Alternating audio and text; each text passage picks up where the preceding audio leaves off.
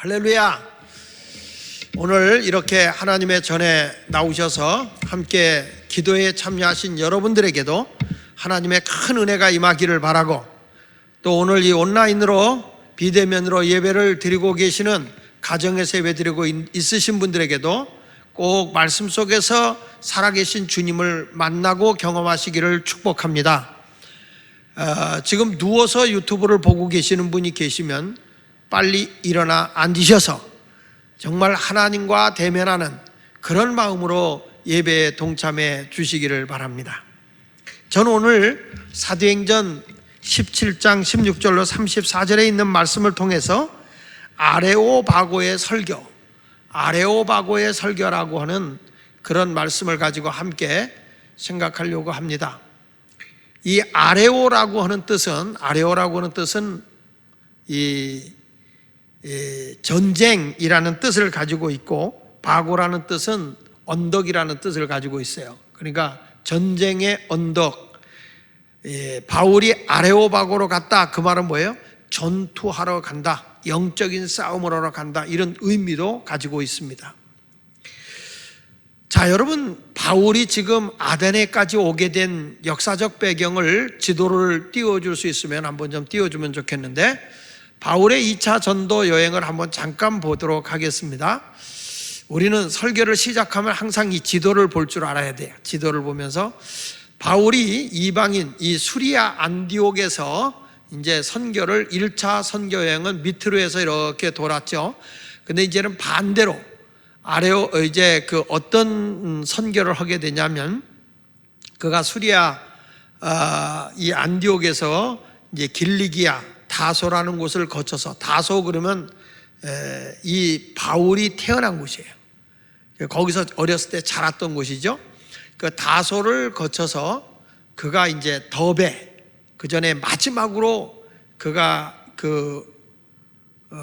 하나님의 복음의 선교를 하다가 이제 내려온 곳이죠. 거기가 마지막까지 왔던 그런 곳이기도 합니다.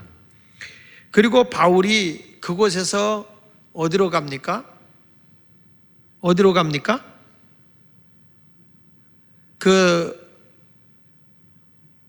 복음을 전하다가 안진뱅이 일으켰는데, 그 안진뱅이 일으키고 많은 분들이 예수를 믿는다고 하니까 그를 선동해가지고 돌로 때려 죽였던 곳이 있잖아요. 어디입니까? 다 까먹었습니까? 우리가 보면 이 바울이라고 하는 사람이 더베를 거쳐서 이고니온이라고 하는 곳으로 가기 전에 중간에 있는 지대가 있어요. 루스드라입니다. 그 루스드라라고 하는 곳에서 이 이고니온하고 더베라고 하는 곳에 이렇게 선교를 하는데, 바울은 그쪽에 있는 아시아, 동아시아, 서아시아 쪽에서 복음을 전하려고 그렇게 애를 썼지만 성령이 막아서 그가 드로아라는 곳으로 가죠. 드로아라는 곳으로 가서 그 드로아에서 배를 타고 사모드레게라는 곳으로 닷새 걸려서 가야 할 조그만 섬에 거치는데, 거기를 하나님의 순풍에 돛단 배같이 해서 이틀 만에 거기를 가고, 그리고 이제 그 마게도냐에 있는 네아폴리를 거쳐서 빌립보라는 곳으로 가죠. 빌립보에 가서, 그게 마게도냐의 첫 성이라고 하는 것은 그 도시에서 가장 큰 도시.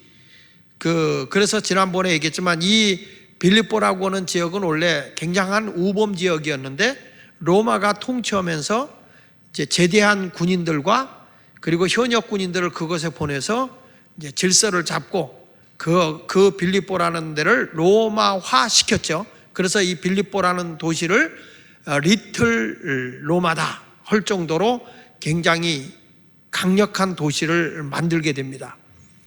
그래, 빌립보에 가서도 기도처를 마련해가지고 루디아라고 하는 여인을 만나게 되고, 그곳에서 하나님의 복음을 전하다가 저 많은 사람의 귀신을 쫓아내가지고 그 주인이 돈벌이가 끊어졌다 그래서 바울을 시장에 끌고 가서, 일명 시장에 많은 사람 있는 이제 자작거리라고 하죠.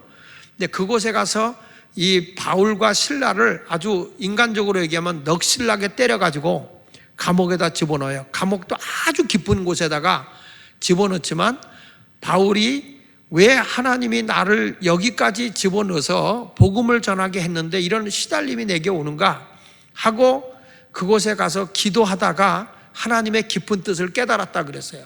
뭐냐면 하나님이 나에게 실라를 붙여주고 그리고 다문화권에 있는 디모데를 하나님께서 나에게 붙여준 이유는, 루스드라에서 이 디모데를 붙여준 이유는 하나님이 이제는 이방 로마를 통해서 세계 복음화를 이루고자 하는 하나님의 계획이라는 것을 깊이 깨닫게 돼서 바울이 너무너무 감격하여 그곳에서 찬송을 부르게 되죠. 근데 그 감옥 안에서 찬송을 부를 때 옥토가 흔들리면서 옥문이 열렸고 착고가 다 풀어졌어요. 그때 이 간수장이가 도망간 줄 알고 자살해 죽으려고 할 때 아니요, 우리 여기 있으니 죽지 마시오. 여기서 우리가 한 가지를 배워야 되는 게 있다고 그랬어요. 하나님의 사람은 어려움이 올수록 하나님을 찾고 세상 사람은 어려우면 내가 감당할 수 없을 때 자살해 죽으려고 한다는 거예요. 그래서 간수장이가 거기서 자살해 죽으려고 할 때 우리 여기 있으니 죽지 말라. 그 사람이 그 앞에 굴복을 하면서 내가 어떻게 해야 구원을 받을 수 있습니까? 했을 때 사도행전 16장 31절에 주 예수를 믿으라 그래야만 너와 네 집에 구원을 얻으리라. 그래서 그 집에 들어가서 복음을 전하고 세례를 주고 그리고 빌립보에서 이제 석방을 받고 그리고 그가 그곳에서 나와서 간 곳이 어디냐면 데살로니가입니다. 그 밑으로 빌립보에서 내려와서 데살로니가로 오지요. 그 데살로니가에 가보니까 그 데살로니가에는 유대인 회당이 있어서 그 유대인 회당에 들어가서 유대인의 관례대로 성경을 찾아 읽고 자기가 깨달은 것을 이렇게 말씀을 전하는 것이 있는데 그곳에 들어가서 구약에 나타난 예수 그리스도에 대한 말씀을 전하고 예수를 풀어서 말씀을 전하죠. 많은 분들이 은혜를 받고 예수를 받아들이고 예수를 믿었습니다. 그때의 유대인들이 반감을 가지고 저항을 하고 어떻게 하든지 불량배를 동원해 가지고 이 바울과 실라를 해하려고 그래요. 그래서 거기 믿는 사람들이 그 믿음의 형제들이 바울을 어디로 내려보내는 거 아니? 여기서 빨리 당신이 내려가는 게 좋겠소. 그리고 내려간 것이 베레아예요. 베레아. 그 밑으로 약 100km 정도 떨어져 있는 베레아로 내려보내죠. 그래서 그 베레아에 가서 보니까 그 베레아에도 유대인의 회당이 있는 거예요. 그 유대인의 회당에 가서도 또 성경을 읽고 예수 그리스도에 대해서 복음을 전하죠. 거기에 많은 관료들과 경건한 헬라인들이 예수를 영접하고 예수를 믿어요. 이 소리를 듣고 유대인들이 거기서 데살로니가에서부터 그 불량배들을 몰고 와서 소동을 일으키고 또 바울과 실라를 해하려고 하니까 그 베레아에서 예수를 믿고 있는 형제들이 빨리 여기서 당신이 내려가는 게 좋겠소.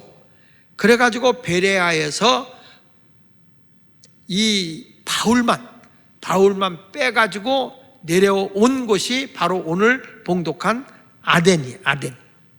아덴이 어디냐면 그리스의 아테네. 여러분 이 그리스 성지순례에 가신 분들은 알지만 그 그리스에 가서 그 아테네라고 하는 곳에 가서 이제 바울이, 저는 이렇게 봅니다. 바울의 선교 여행 중에서 모든 것을 집합적으로 모아서 설교하는 곳이 아덴에 있는 이곳에 와서 복음을 전하게 되는 거죠. 근데 바울이 이 아덴에 와서 보니까 이 아덴이라고 하는 것은 헬라 문명의 중심지이기도 해요. 그리스의 헬라 문명의 중심지이고, 이 아덴이라고 하는 것은 거대한 문명이 아주 판을 치고 있는데 현대화되어 있는 이 현실 속에서도 여러 신을 섬기고 있는 지역이 아덴이라고 하는 지역이었습니다. 바울이 아덴에 도착했을 때 자기를 데리고 온 형제들에게 빨리 바울과 실라를 데리고 오게 그렇게 형제들에게 부탁을 하고 돌려보냈는데, 이 어마어마한 이 지역에 바울이 홀로 외롭게 딱 서 있는 것입니다. 이 도시 아테네라고 하는 도시에 바울이 서서 자기가 달아보니까 거기는 아주 우상에 쩔어 있는 도시일 뿐만 아니라 상당한 철학자들이 모여서 토론을 하고 있는 곳이 아테네였어요. 아테네. 이 아덴이라는 곳이었습니다. 그래서 여기에서 아테네에서는 철학자들이 굉장히 유명한 철학자들이 많았는데 이 당시에 있던 철학자는 우리가 잘 아는 내 자신을 알라, 소크라테스, 그렇죠? 소크라테스, 아리스토텔레스, 그 다음에 플라톤, 그리고 에피쿠로스, 이런 철학자들이 그 시대에 있었던 것이죠. 엄청난 실력을 가지고 있는 철학자들이 철학도 하지만 수사학도 공부를 하면서 엄청난 그 실력의 철학자들이 토론하고 논의하는 그런 지역입니다. 요즘에도 성지순례를 가면 그 파르테논 신전 바로 밑에 거기에 돌이 반들반들할 정도로 지금도 철학자들이 거기서 자기의 철학을 논하면서 하는 거죠. 철학이라는 것은 의문으로부터 무엇인가를 주장해서 확신을 주고자 하는 게 철학이에요. 자기 논리와 자기의 사상을 집어주는 것이 이제 철학이잖아요. 그래서 철학은 의문으로부터 시작을 해서 답을 찾아내는 것이 철학이고, 과학이라고 하는 것은 가설로 시작을 해가지고 실제적인 것을 만들어내는 게 과학이고, 그리고 성경이라고 하는 것은 믿음으로 이해되어지고 믿어지는 것이고, 그래서 성경은 믿어야 이해가 돼요. 믿음의 책입니다. 성경은 절대 철학책이 아니에요. 철학으로 성경을 이해하려고 하면 왜냐하면 철학은 의문으로부터 시작하는 거기 때문에 의심을 하기 시작하면 성경이 하나도 안 믿어지는 거예요. 그러니까 성경은 믿고 그냥 보면 은혜가 되고 능력이 되고 역사가 돼요. 그래서 성경은 믿음으로 읽는 책입니다. 할렐루야.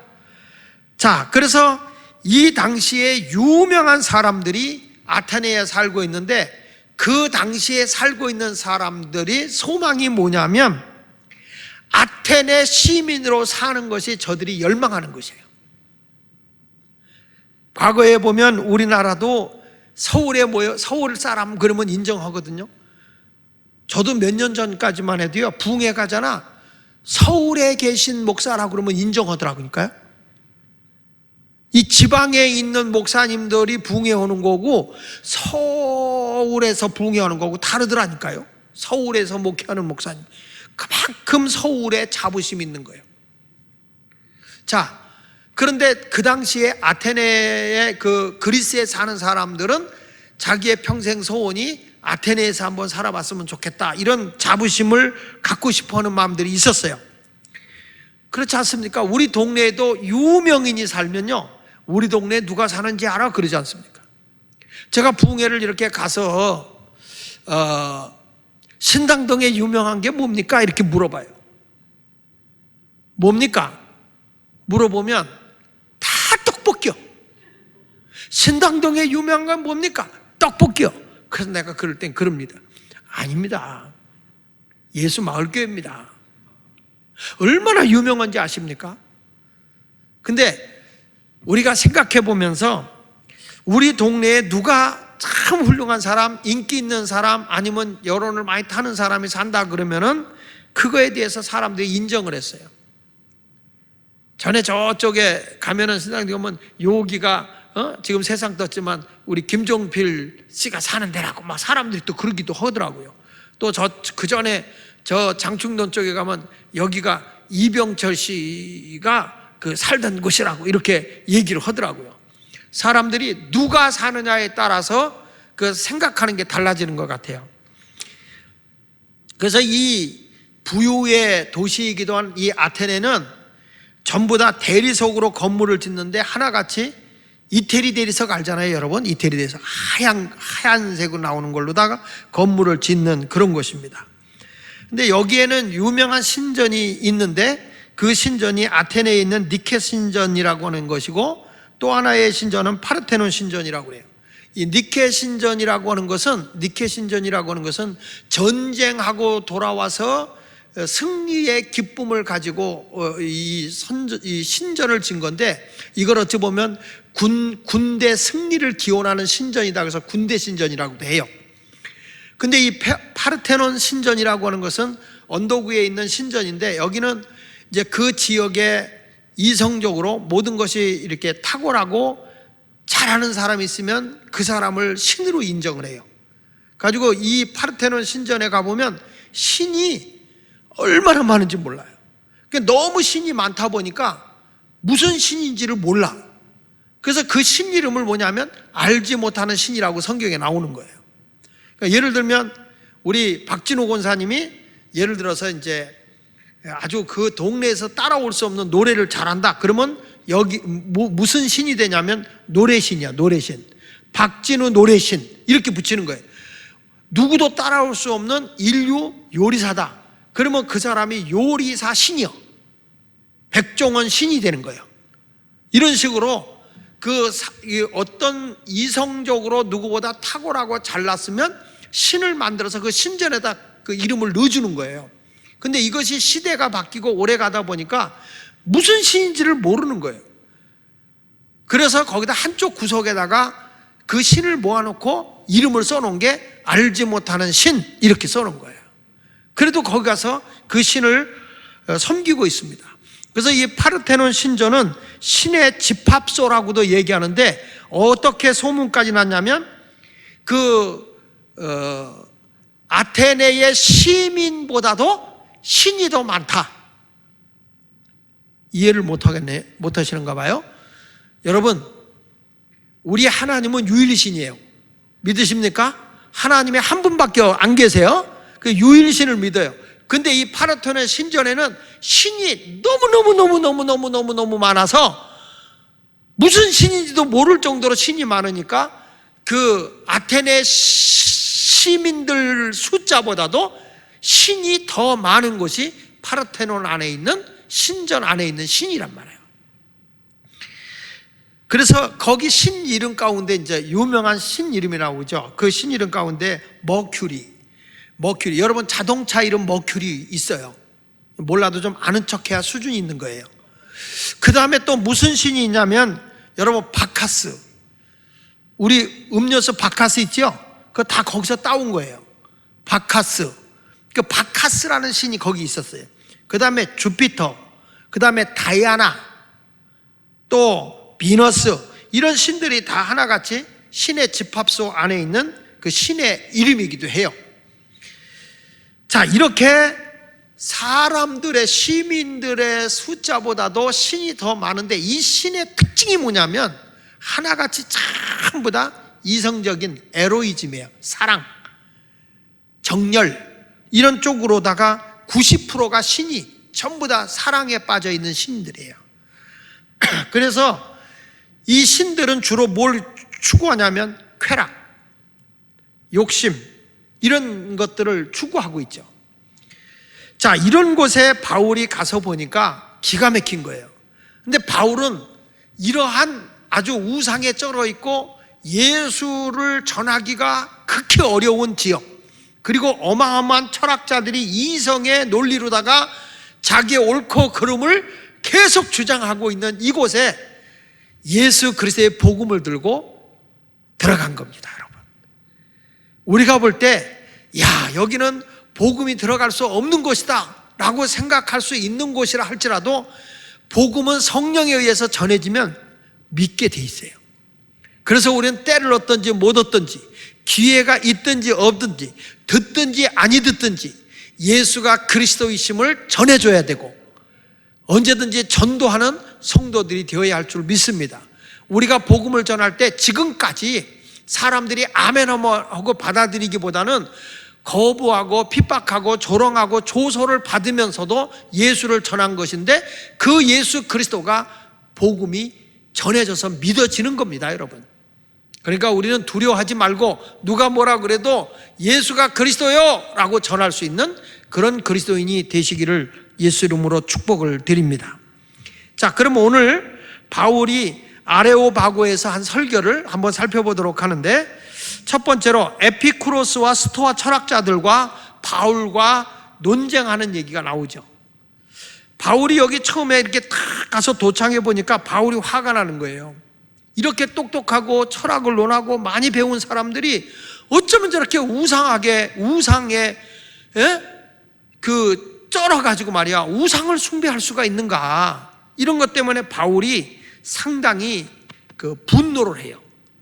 성경 말씀 16절 17절 사도행전 17장 16절 17절에 보니까 바울이 아덴에서 그들을 기다리다가, 누굴 기다리냐면 실라와 디모데를 아덴에서 기다리다가 아마 이렇게 왔다 갔다 했던 모양이죠.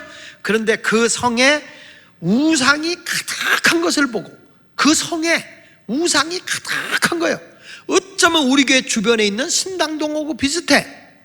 초창기에 우리는 그동안 땅 밟기 오고 예수를 믿고 기도해서 영적 싸움을 해가지고 많은 이 무당집이나 점집이 떠나갔지만, 처음에 왔을 때만 해도 요 근방에만 해도 그 점집과 무당집 우리가 도표를 이렇게 딱 지도를 그려보니까 엄청난 거야. 아주 노란 걸로 딱지를 붙여놨는데 다닥다닥해 아주. 근데 지금은 몇 개 없어요, 여러분. 여러분들이 무당이 되고 싶은가? 아멘을 안 하는 거 보니까. 근데 우상이 가득한 것을 보고 바울이 마음이 격분이 됐다는 거예요. 속이 상했다는 거예요. 왜 그럴까요? 바울이 아덴에 왔는데 어찌 이런 일이 있을 수 있는가? 여기엔 뭐가 있어요? 유대인의 회당이 있다고요. 이 아덴에도 유대인의 회당이 있다고. 하나님의 말씀을 갖고 있는 유대인들이 있는데 어떻게 이렇게 아덴이라고 하는 곳에 우상이 이렇게 많은가? 자, 17절에도 보니까 회당에서는 유대인과 경건한 사람들과 또 장터에서는 날마다 만나는 사람들과 변론하고 있었다 그랬어요. 바울이라는 사람이 여기 회당 안에 유대인이 있고 또 거기에 경건한 사람들도 있는데, 이 사람들과도 변론하고 장터에서 날마다 만나는 사람, 이게 철학자들이에요. 철학자들. 이 사람들은요 자기가 생각한 철학들만 얘기하고 있는 거, 막 논하고 있는 거죠. 이들과 바울이 이제 이렇게 변론하고 있는데, 바울이 보니까 저들이 신이 누군지도 모르고 맹목적으로 신을 섬기고 있는 거예요. 이 우상이 가득하고 맹목적으로 섬기고 있으니까 바울이 이제 그곳에서 뭘 하고 있냐면 변론하고 있죠.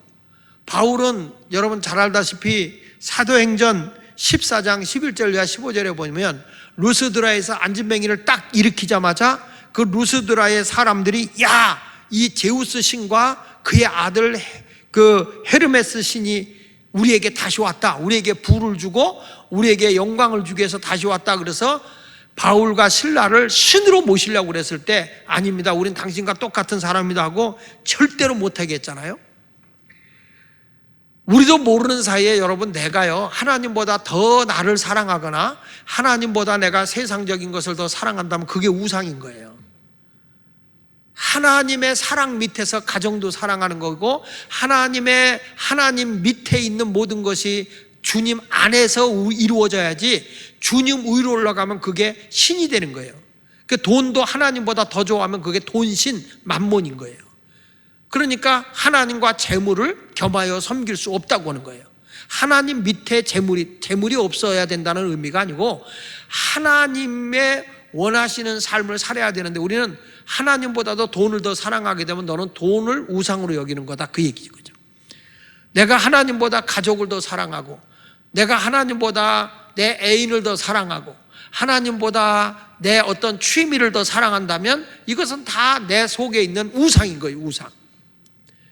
그러면 바울이 마음에서 격분한 거죠. 성도들 가운데 보면 주님이 나를 따라오더는 내 부모나 형제나 처자나 또 내 자식이나 내 목숨보다도 나를 더 사랑하라 그러잖아요. 그러니까 나보다 더 하나님을 사랑해야 돼. 내 생명보다도 주님을 더 사랑해야 이게 진정한 하나님을 믿는 거라는 거죠. 주님 앞에 조그만 위험이 왔다고 해서 숨어버리려고 하지 말고 언제나 진리 안에 거하며 살아갈 수 있는 자가 되어야 할 줄로 믿습니다. 그래서 바울이 이들하고 우상이 가득한 이들에게서 뭐냐면 변론했다 그랬어요. 변론했다. 거기 17절에 다시 보면 17절에 회당에서 유대인들과 경건한 사람들과 또 장태 날마다 만나는 사람들과 뭐 했다고 그랬죠? 변론하니, 그건 무슨 얘기냐면 격렬하게 싸웠다 이런 뜻이에요. 원문이 격렬하게 싸웠다. 누구를 드러내기 위해서 격렬하게 싸웠냐? 그것은 바로 그리스도이신 것입니다. 예수 그리스도. 목사는 하나님 편에서 소리치는 현장이 있어요. 그게 어디냐면 강단인 거예요. 그러면 여기서 누구를 전해야 되냐면 예수 그리스도를 전해야 돼요. 딴 얘기하는 데가 아니라 여기는 오직 예수 그리스도, 그분만 믿어야 된다. 그분만이 생명이고 그분만이 우리를 구원해 줄 수 있는 분이다. 천하 인간의 구원 얻을 만한 이름을 주신 분은 오직 예수 그리스도, 그분밖에 없다. 강단에서 딴 소리가 나갈 필요가 없어요. 오직 예수. 그리고 여러분은 아멘 이렇게 받아들이면 되는 거죠. 그런데 우리의 삶 속에서 자꾸 변론하면서 그리스도가 아닌 것처럼 딴 것을 자꾸 대처해서 가려고 그러면 안 된다는 거죠. 자, 바울이 이들하고 계속 논쟁을 하는데 여기에 한복판에, 이 아덴의 한복판에 두 학파가 딱 등장을 하죠. 거기 보면, 자 보겠습니다. 18절에 보니까 어떤 에피쿠로스, 그러니까 이 여기에 철학자들 가운데 보니까 에피쿠로스 학파가 있고 스토아 철학파가 있어요. 이 에피쿠로스는 어떤 사람이냐면 신은 너무너무 멀리 계시기 때문에 우리들의 생로병사를 모른다 이렇게 생각하고 있어요. 내가 살고 늙고 병들고 죽고 하는 것을 신이 너무너무 멀리 있기 때문에 우리를 도와줄 수 없다. 그러면 인간이 이 생로병사를 뛰어넘어서 올바로 살려면 무엇을 우리가 추구해야 되느냐 할 때 여기서 주장하는 게 이 에피쿠로스 이 철학자들이 주장하는 건 이런 겁니다. 우리 인간이 생로병사를 뛰어넘어서 최고의 선으로 살 수 있는 것이 쾌락, 재미다 이렇게 얘기를 했어요. 뭐 극단적인 어떤 그런 성적인 그런 얘기를 하는 게 아니라 인간이 이 세상에서 최고의 선으로 사는 것이 쾌락을 즐기며 사는 거다. 인생이 재밌게 사는 거다. 그것이 나의 아픔과 지금의 모든 고통을 잃어버리는 것이다. 이렇게 주장하는 이 학파가 바로 이 에피쿠로스 학파예요. 그러니까 이들이 주장하는 것은 쾌락을 통해서 행복을 얻자는 거예요. 그 반면에 스토아 철학자들은 또 어떤 거냐면, 스토아 철학자들은 이 금욕주의, 금욕과 절제를 굉장히 강조해요. 인간이 행복이 어디 있느냐? 인간의 행복은 자기 절제다. 그리고 굉장히 이 금욕적으로 살아야 된다. 사람이 뭐 배불리 먹고 살지 말고 좀 굶주리면서 이 육이라는 것이 자꾸 죄를 범하니까 자꾸 육을 억제하고 절제해야 인간이 행복해지는 것이다. 이렇게 금욕적인 그런 주의고, 그리고 이 스토아 철학은 신은 누구든지 될 수 있다 이렇게 주장하면서 범신론, 모든 신을 주장하고 있는 거죠. 그리고 이러한 철학자 학파에 여기 성경에 나오진 않지만 그 시대에 나타났던 학파 하나가 더 있는데 그 철학파가 키니코스 학파예요. 키니코스 학파. 한번 따라해 볼까요? 키니코스 학파.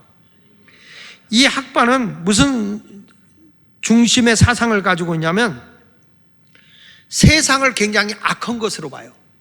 그래서 세상에 대해서 굉장히 냉소적이고 세상의 것을 즐기고 사는 사람들을 보면 아주 이렇게 따돌림을 시킬 정도로 오직 그냥 이 사람들이 불행하게 사는 것은 너무 소유욕이 많기 때문에 이 세상에 중심을 두고 살아가기 때문에 불행이 오는 것이다.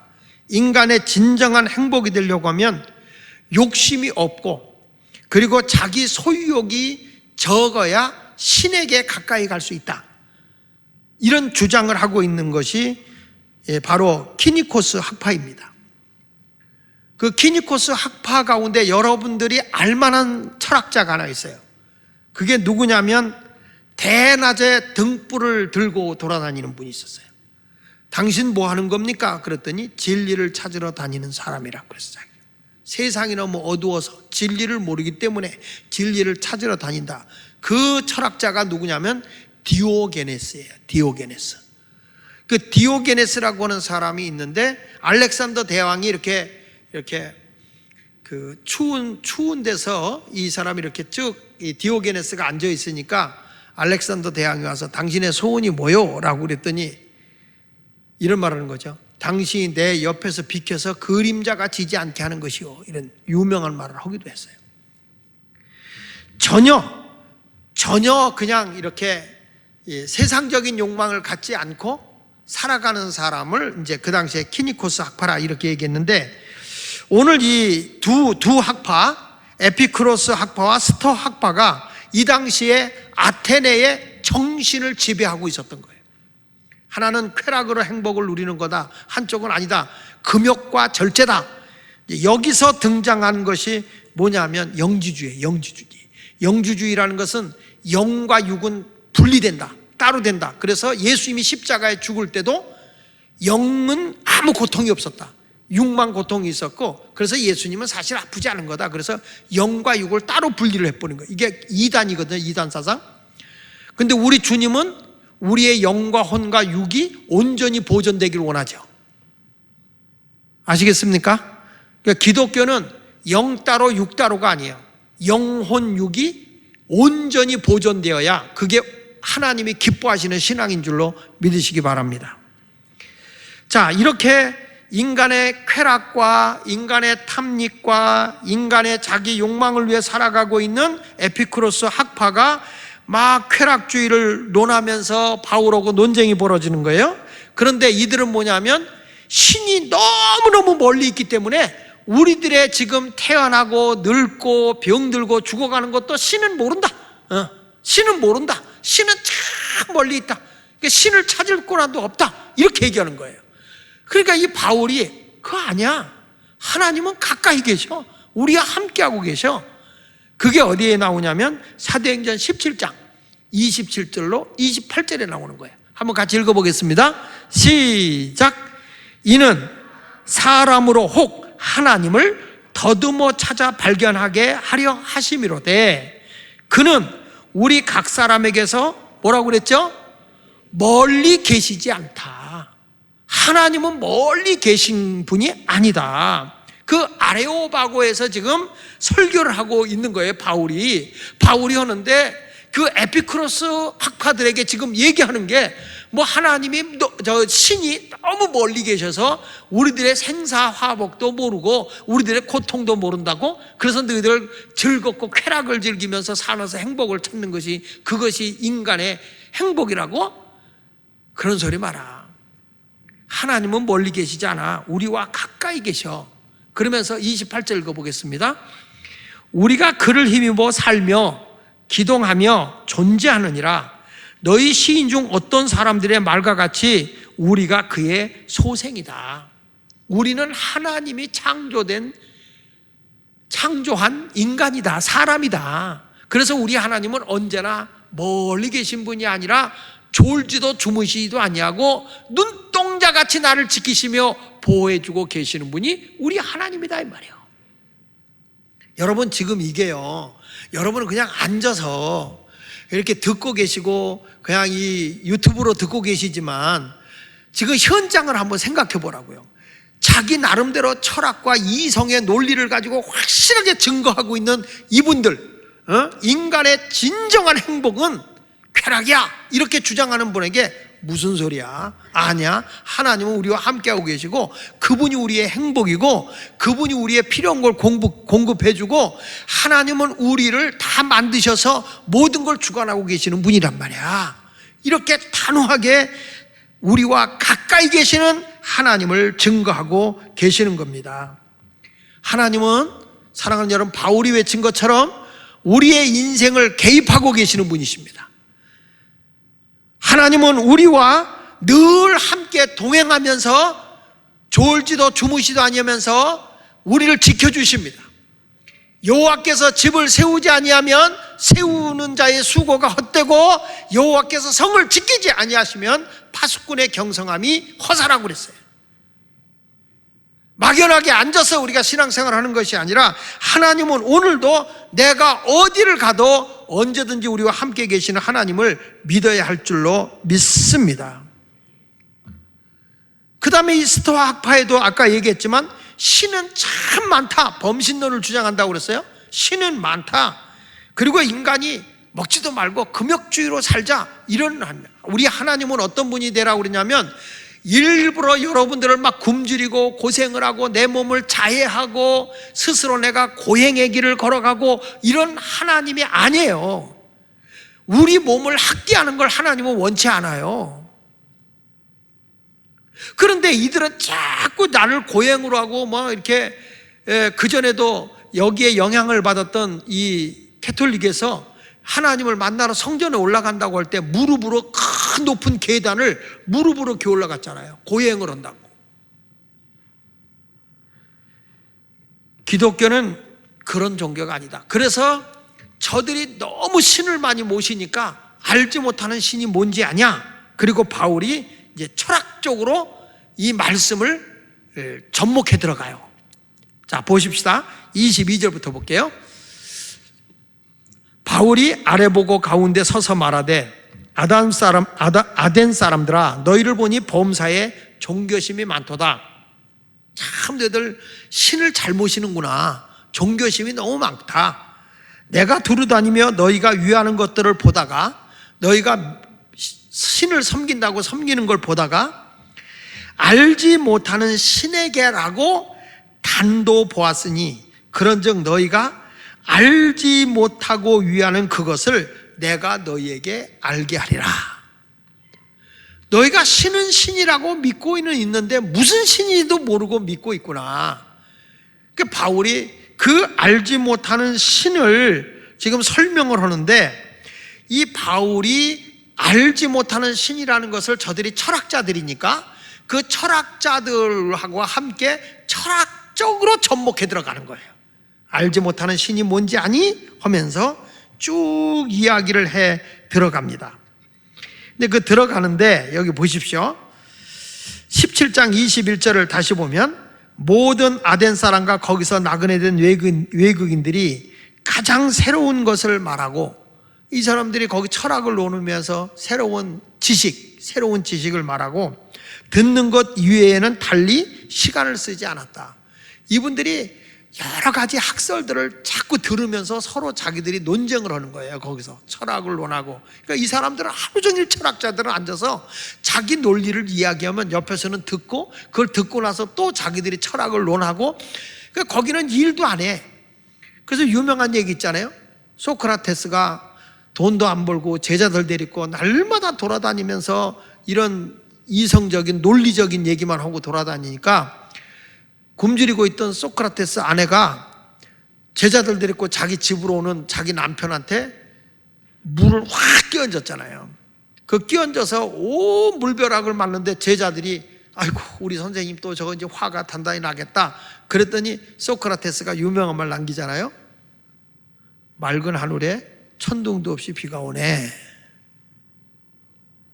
그러니까 제자들이 물어요. 소크라테스한테. 아니 화도 안 나십니까? 무슨 소리?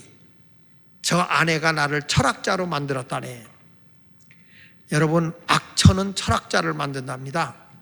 근데 하여간에 이 소크라테스가 그런 일을 많이 하고 얼마나 부인이 속 터지겠어요. 일을 안 하고 맨날 앉아서 철학만 논하고 얘기하고 앉았으니까. 근데 이러한 곳에 가장 새로운 것. 그래서 여기서 바울이 그 알지 못하는 신들을 섬기고 우상에 쩔어 있는 걸 보고 바울이 많이 격분했다 그랬잖아요. 격분? 일관되게 화를 내는 거예요. 그러면 이 격분했다고 하는 의미는 무슨 얘기냐면 이 원문에서 보니까 파록시노라는 말이더라고요. 파록시노. 자, 사도행전 17장 16절에 바울이 에덴에서 그들을 기리다가 그 성에 우상이 가득한 것을 보고 마음에 격분하여. 그러면 이게 어느 학파가 이 우상을 많이 만들어요? 범신론을 주장하고 있는 스토아 학파예요. 스토아 학파. 이 스토아 학파가 우상을 많이 만들고 하니까 바울이 그걸 보고 마음에 격분하여, 이런 말이에요. 격분. 이 격분이라고 하는 말은 파록시노라는 말인데, 파록시노라는 말은 질투하다, 이런 말이에요. 하나님이 나 외에 다른 신을 섬기지 말라고 하면서 하늘에 있는 것이나 땅에 있는 것 어떤 형상도 만들지 말라 하시면서 하나님이 하신 말씀이 나 여호와는 질투하는 하나님이다 그랬죠. 하나님을 사랑하지 않고 다른 걸 사랑하면 하나님은 질투한다. 근데 바울이 그 하나님의 심정으로 우상을 지금 섬기고 있는 저들에게 질투하고 있는 거예요. 그러면서 바울이 이 아덴의 정신, 아덴의 가치가 잘못됐다는 걸 지금 일깨우는 거란 말이에요. 너희들은 쾌락이 행복이라고, 하나님이 생로병사를 모른다고, 에피쿠로스 학파에 대해서 지적하고, 그리고 신이 많다고, 너희가 알지 못하는 신을 섬기잖아. 그리고 그 신은 절제와 굶주림과 스스로 자기를 고행의 길로 걸어가게 하는 그런 사람으로 하여금 굉장히 힘들게 인생을 살아가는 것이 행복이라고 주장하는 건 잘못된 거다 하면서 지금 하나님이 어떤 하나님이냐라고 하는 것을 설교하는 게 아레오바고 설교라고요. 아까 제가 잘못 얘기했는데, 아레오라는 말은 전쟁이라는 말이고 바고라는 말이 언덕인데, 그 아레오라는 말은 전쟁, 바고는 언덕. 그러니까 전쟁의 언덕에 올라가는데 싸우러 가는 거죠. 전쟁의 언덕에. 자, 그런데 여기서 보십시오. 바울이 어떻게 지금 이 자기 논리로 알지 못하는 신을 지금 증거하는가 보겠습니다. 첫째는 창조주를 소개합니다. 너희가 알지 못하는 신이 누군지 아냐? 창조의 하나님이다. 바울은 만유를 지으신 하나님, 온 우주 만물을 통치하고 주관하시며 인간의 생사를 주관하시는 하나님 뿐만 아니라 만물을 주관하시는 하나님이다. 그분은 뭐가 부족해서 사람의 손으로 섬김을 받는 분이 아니라 그분은 스스로 계시면서 우리의 필요한 것을 공급해 주시는 창조주 하나님이다. 나를 주관하시는 주권자 되시는 하나님이다. 보십시다. 24절부터 보겠습니다. 시작. 우주와 그 가운데 있는 만물을 지으신 누구? 하나님께서는 천지의 주제시니 손으로 지은 전에 계시지 않는다. 건물 안에 갇혀있는 하나님이 아니다. 그래서 건물 안에만 하나님이 계시다고 그래서 자꾸 성전 안으로 끌어들였던 그 예루살렘 성전을 예수님이 오셔서 이거 헐어라, 내가 사흘 후에 다시 짓겠다 그랬잖아요. 그것은 우리가 성전이라는 거죠. 우리가 움직이는 성전, 건물 안에 하나님을 가둬놓지 말라는 거죠. 하나님은 여러분 어디든지 계신 걸 믿으십시오. 우리와 항상 함께 하시는 하나님, 지금 그렇게 얘기하는 거예요.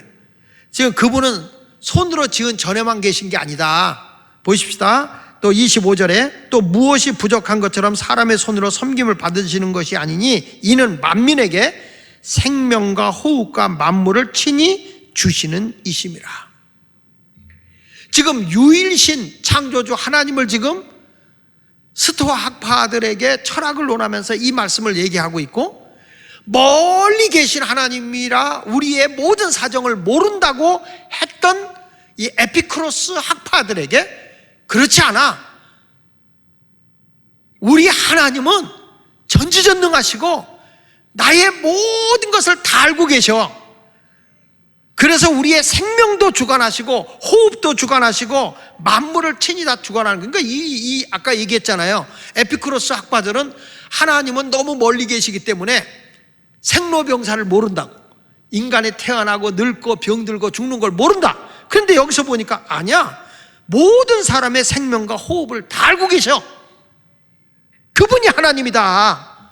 지금 여러분 위대한 설교를 지금 하고 있는 겁니다. 인류의 모든 족속을 한 혈통으로 만드사 온 땅으로 살게 하시고 그들의 연대를 정하시며 거주의 경계를 한정하셨다. 모든 사람이 하나지만 민족별로 경계를 정해놓고 하나님이 살게 해주신 거다. 우리가 우리 뜻대로 사는 것 같지만 아니다. 하나님이 우리를 주관하고 계시는 거다. 하나님이 우리를 다스리고 계시는 거다. 이는 사람으로 혹 하나님을 더듬어 찾게 발견하려는 게 아니다. 그는 우리 각 사람에게 멀리 계시지 아니하도다. 우리가 그를 힘입어 살며 기동하며 존재하느니라. 할렐루야. 우리가 누구를 힘느냐? 하나님을 힘입어 살고 하나님에 의해서 움직이고 하나님 때문에 내가 존재한다 이 말이야. 여러분, 내가 지금 손 하나 움직이는 것도 하나님의 허락하심이야. 한순간에 인간은 쓰러질 수 있는 거예요. 기동하시는 하나님이다. 할렐루야. 그 다음에 보십시오. 너희 시인 중 어떤 사람들의 말과 같이 우리가 그의 소생이라 하니 이와 같이 하나님의 소생이 되었은즉, 하나님이 우리를 낳았다. 우리는 하나님의 자녀들이다 그 말이에요. 하나님을 금이나 은이나 돌에다 사람의 기술과 고안으로 새긴 것들과 같이 여길 것이 아니다. 하나님은 저런 우상이 아니야. 너희들이 만들어 놓고 신이라고 하는 그런 신이 아니야. 그분은 스스로 계신 분이야. I am that I am. 나는 나다. 하나님은 하나님이다. 하나님은 스스로 계신 분이다 이 말이야. 너 하나님 될래? 이런 게 아니에요. 그 전에 그 한 목사님이 정신과 그 정신 이상 되신 분들만 수용하는 데가 설교하는데 희죽희죽 웃으니까 자기를 비웃는 것 같아서 웃지 마 그랬더니 그 웃는 그 정신 이상 된 사람이 왜요? 하나님이 웃으라고 그랬는데 그랬대. 옆에 있던 그 정신 이상 된 사람이 내가 언제 그랬다는 거예요. 그 옆에 하나님도 계신 거죠. 그러니까 이렇게 지금 제일 먼저 바울이 아레오바고에서 지금 설교를 하고 있는데 창조주 하나님에 대해서 분명하게 너희는 알지 못하는 신 얘기하지만 아니야, 하나님은 분명히 우리를 창조하신 하나님이고 우주 만물을 창조하신 하나님이고 우리의 모든 것을 다 주관하고 계신 하나님이야. 그러면서 하나님에 대해서 얘기하고 있는데 이거는 굉장한 스토아 학파나 에피쿠로스 학파에게 충격적인 메시지인 거예요. 엄청난 충격을 갖다 주는 메시지인 거죠. 여러분, 하나님의 말씀은 이렇게 우리에게 충격을 던지기도 하고 우리의 잘못된 이성적 판단을 깨트려버리는 그런 능력을 갖다 주는 게 하나님의 말씀인 거예요. 그리고 바울이 바로 이어서 두 번째로 뭐냐? 그러기에 너희를 바르게 할 수 있는 분이 누구냐? 우리의 구원의 하나님이 계신데 그리스도다. 그분을 믿고 회개하면 그분이 공의를 행하시고 그리고 모든 것이 옳고 그름을 심판하시는 분이 그분이 바로 구원의 하나님으로 오신 예수 그리스도다. 그걸 증거하는 거예요. 자, 거기 30절에 알지 못하던 시대에는 하나님이 간과하셨거니와 하나님이 그냥 봐줬다 이 말이야. 이제는 어디든지 사람에게 다 명하사 예수 그리스도가 이제 오셨다가 부활 승천하고 난 뒤에 성령이 역사하잖아요. 지금은 명하는데 회개하라 하셨으니 회개라는 건 뭐냐면 내가 가던 길을 돌이켜서 올바른 길을 향해 돌아서서 가는 행위. 잘못을 깨우치는 거는 뉘우침은 그건 아닙니다. 그 뉘우침하고는 다른 겁니다. 회개는 내가 지금 왕십리로 가는데 어떤 분을 만나는 왕심 쪽으로 가고 있는 거야. 가는데 만났더니 우리 박진우 권사님이 목사님 어디 가세요? 그래. 나 서울역 가는데요. 목사님 일로 가면 서울역 못 가요. 왜요? 여기는 왕십리 가는 방향이에요. 어떻게 가야 되는데? 반대로 가야 돼요. 그래서 저한테 자세히 가르쳐 줬어. 그러면 내가 반대로 돌아서서 가는 것, 그게 회개예요. 그게 행위까지 고쳐지는 것이 회개라고요. 뉘우침이 아니에요. 여기서 보니까 회개를 하셨으니 이는 정하신 사람으로 하여금 천하를 공의로 심판할 날을 작정하시고 이에 그를 죽은 자 가운데서 다시 살리신 것을 모든 사람에게 믿을 만한 증거를 주셨다. 천하의 모든 공의로 하나님이 심판을 한다. 공의, 하나님의 기준으로 심판을 한다. 그걸 하나님이 작정하셨는데 그 죄를 다 심판해서 용서하고 구원하기 위해서 이 땅에 우리의 죄를 다 짊어지시고 돌아가시다가 다시 살아나신 분이 계시는데 그분이 누군지 아냐? 예수 그리스도다 그 말이에요. 자, 보십시다. 다시 살리신 것을 모든 사람에게 믿을 만한 증거를 주셨음이니라 하니라. 그들이 죽은 자의 부활을 듣고 어떤 사람은 조롱도 하고 어떤 사람은 이 일에 대하여 내 말을 다시 듣겠다 하니 이에 바울이 그들 가운데서 떠나매 몇 사람이 그를 가까이 믿으니 가까이 하여 믿으니 그 중에는 아레오바고 관리 디오누시오와 다말이라 하는 여자와 또 다른 사람도 있었다, 이렇게 말하는 거예요. 보세요. 이렇게 철학적으로 자기 논리를 분명하게 펼치고 있는 이 똑똑한 사람들 중에도 성령에 의해서 복음을 제대로 전하니까 그 복음을 받아들이고 아멘 하는 거예요. 우리는 그분이 이해하지 못하더라도 아멘하고 말씀을 전하는 자가 되어야 됩니다. 근데 우리가 성경에서 말하는 공의가 뭔지를 알아야 돼요. 공의 7절을 다시 한번 좀 띄워줘 보세요. 거기 보면 31절에 보면 이는 정하신 사람으로 하여금 천하를 공의로 심판할 날을 작정하셨다 그랬잖아요. 그런데 이 공의라고 하는, 성경에서 말하는 공의는요 4가지로 말합니다. 성경에서 말하는 공의가 뭐냐? 그럴 때 첫째, 약한 자를 압제하지 말 것. 약한 자를 따라서 없어. 약한 자를 압제하지 말 것. 이게 첫 번째야. 하나님의 성경에서 말하는 공의, 그러면 여러분이 4가지를 꼭 기억해도 약한 자를 압제하지 마라. 두 번째로는 죄 없는 자를 피 흘리게 하지 마라. 우리가 죄도 없는데 그런 사람 있잖아. 나 오늘 피 봤어, 이런 얘기 하죠. 손해를 입히지 말라는 거예요. 죄 없는 자의 피를 흘리게 하지 마라. 죄 없는 자의 피를 흘리게 하지 마라. 억울한 일이 없도록 해라. 그 다음에 세 번째로는 하나님의 공의, 그러면은 우상 숭배하지 마라. 그러니까 성경을 읽다가 공의 그러면 딱 떠오르는 말이 있어야 돼. 첫째는 뭐라고 그랬어요? 약한 자를 압제하지 마라. 괴롭히지 마라. 억누르지 마라. 두 번째는 뭐라고 그랬어요? 죄 없는 자를 피를 흘리게 하지 마라. 죄 없는 자를 피 흘리게 마라. 셋째는 뭐라고 그랬어요? 우상 숭배하지 마라. 넷째는 뭐냐면 하나님을 경외하라, 이런 말이에요. 하나님을 경외하라. 그래서 공의 그러면은 4가지구나.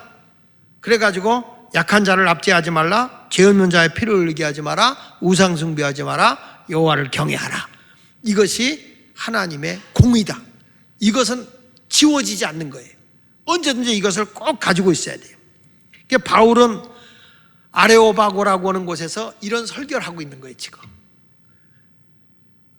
여러분, 우리가 이 사도행전을 이렇게 쭉 얘기하는데 이게 바울이 돌아다니며 선교하는 내용이 거의 같기 때문에 조금 그냥 단순해져요. 이렇게 계속 사도행전을 훑어나가다 보면 단순하지만 그래도 여러분이 쭉 읽어가면서 이걸 이해를 하면서 들으면 굉장히 성경이 재미가 있어요. 그냥 아멘 했으면 좋겠어. 저도 이렇게 붕이하듯이 재밌는 예화도 넣고 이렇게 하겠는데 요즘엔 성경을 이렇게 쭉 읽어가면서 이렇게 쭉 풀어가니까 그냥 은혜가 되더라고, 나는. 여러분도 그렇게 됐으면 좋겠어요. 오늘 여기서 결론을 내겠습니다. 이제 우리 성도들은 세상의 가치관하고는 다릅니다. 지금 여기 아덴이라는 그 정신적 지주 노릇을 하고 있는 그 모든 가치관을 형성하고 있는 두 학파, 에피쿠로스 학파하고 스토아 학파가 딱 아덴을 장악하고 있지만 이런 그 사람들이 거기에 다 함몰되어 있는 그곳에 바울이라는 사람이 알지 못하는 신이라는 논리를 가지고 범신론을 깨트려버리고, 그리고 하나님은 너무 멀리 계시기 때문에 알지 못한다. 그래서 인간이 행복을 위해서는 향락에 빠져 살아야 된다, 이런 얘기하잖아요. 요즘에도 지금 한국이 하나님을 잃어버리니까 뭘 빠져요? 뭐가 빠지냐면은 향락에 빠지는 거예요. 향락. 도덕과 윤리가 다 무너져 버려요. 그리고 뭐 있어요? 새 지식. 그게 뭐냐? 새 정보를 자꾸 얻으려고 하기 때문에 지금 뭔가 잘못돼 가고 있는 것들이 많다는 거예요. 이럴 때일수록 우리는 뭘 증거해야 되느냐? 오직 예수 그리스도, 그분만을 전하는 성도가 되어야 할 줄로 믿습니다. 우리 모두 예수만을 전하는 그런 성도가 되시기를 주의 이름으로 축원합니다. 오늘 설교를 여러분들이 잘 묵상해 보면서 앞으로 이 사도행전 를 다시 한번 쭉 읽어가면 굉장히 새로워질 거라고 믿습니다. 할렐루야. 기도하겠습니다. 우리 잠깐 기도하겠습니다.